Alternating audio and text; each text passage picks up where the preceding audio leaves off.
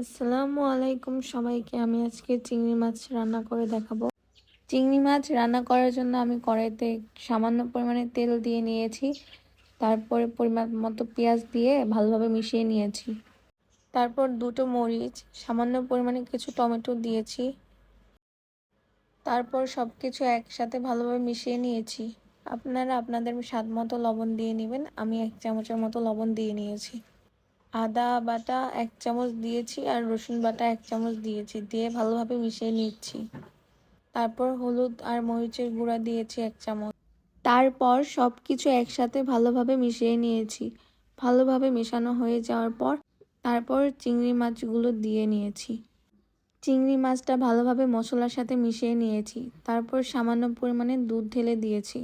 তারপর ভালোভাবে মিশিয়ে নিয়ে ঢাকনা দিয়ে ঢেকে দিয়েছি। কিছুক্ষণ পর ঢাকনা খুলে সামান্য পরিমাণে ধনিয়া পাতা দিয়ে নিয়েছি। খুব অল্প সময়ের জন্য চুলার মধ্যে আরেকটু রাখবো, যাতে ধনিয়া পাতার ফ্লেভারটা মাছে চলে যায়। আজকের রেসিপি এই পর্যন্তই ছিল। আল্লাহ হাফেজ।